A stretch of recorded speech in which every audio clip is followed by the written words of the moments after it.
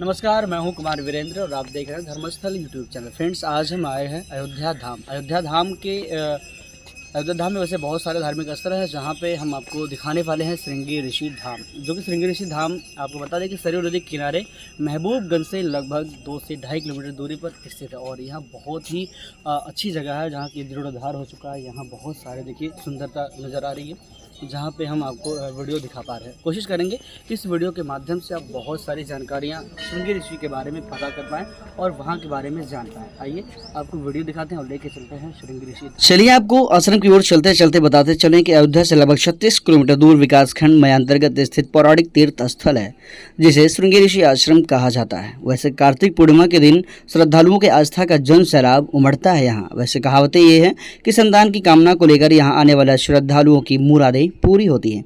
ऐसी मान्यता है कि अयोध्या के राजा दशरथ को जब पुत्र रत्न की प्राप्ति नहीं हो रही थी, तब उन्होंने गुरु वशिष्ठ से इसका उपाय पूछा। गुरु ने उन्हें श्रृंगी ऋषि से पुत्रेष्ठी यज्ञ कराने का सलाह दिया था। वैसे अब हम श्रृंगी ऋषि आश्रम में पहुंच चुके हैं, परंतु इसका दर्शन करते करते घूमते घूमते यहाँ की चीज़ों के बारे में हम बताएंगे, यानी कि श्रृंगी ऋषि कौन है, माता शांता कौन है और श्रृंगी ऋषि किन पौराणिक कथाओं के वजह से जाने जाते हैं, इसके विषय में भी चर्चा करेंगे। इसलिए वीडियो को अंत तक जरूर देखें। तो पहले हम जान लेते हैं कि श्रृंगी ऋषि कौन थे। श्रृंगी ऋषि वाल्मीकि रामायण में वर्णन किया गया है। कहते हैं कि श्रृंगी ऋषि पुत्र कामेष्ठी यज्ञ में विशेषज्ञ थे एवं राजा दशरथ के पुत्र प्राप्ति के लिए अश्वमेध यज्ञ तथा पुत्र कामेष्ठी यज्ञ करवाए थे। श्रृंगी ऋषि विभंडक ऋषि के पुत्र तथा कश्यप ऋषि के पौत्र बताए जाते हैं। उनके नाम को लेकर यह उल्लेख है कि उनके माथे पर सिंह जैसा उभार होने की वजह से उनका नाम पड़ा था। वर्षों तक तपस्या के पश्चात उनके माथे की सिंग लुप्त हो गई। उनका विवाह अंगदेश के राजा रोमपाद के दत्ता एक पुत्री शांता से संपन्न हुआ था, जो कि वास्तव में राजा दशरथ की पुत्री थी।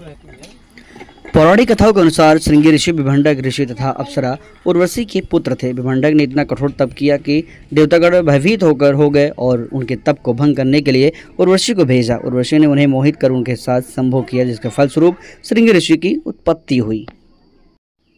और अब हम थोड़ी सी चर्चा करेंगे माता शांता के ऊपर। वैसे तो बहुत सारी कथाएं हैं, लेकिन हम अगली वीडियो में किसी विस्तार से इन विषयों पर चर्चा करेंगे। दक्षिणी रामायण के अनुसार भगवान राम की एक बहन भी थी, जो उनकी बड़ी बहन थी। उनका नाम शांता था, जो चारों भाइयों से बड़ी थी। लोक कथा के अनुसार शांता राजा दशरथ और कौशल्य की पुत्री थी। शांता जब पैदा हुई तब अयोध्या में 12 वर्षों तक अकाल पड़ा। चिंतित राजा दशरथ को सलाह दी गई कि उनकी पुत्री शांता ही अकाल का कारण है। राजा दशरथ ने अकाल दूर करने हेतु अपनी पुत्री शांता को अपनी शाली वर्षड़ी, जो कि अंगदेश के राजा रोमपद की पत्नी थी, और उन्हें दान कर दिया। शांता का पालन पोषण राजा रोमपद और उनकी पत्नी वर्षड़ी ने किया, जो महारानी कौशल्या की बहन अर्थात श्री रामचंद्र जी की मौसी थी। यदि आप भी धार्मिक स्थल घूमने के शौकीन हैं तथा दर्शन करने के इच्छुक हैं, तो इस धार्मिक स्थल पर एक बार जरूर जाएं।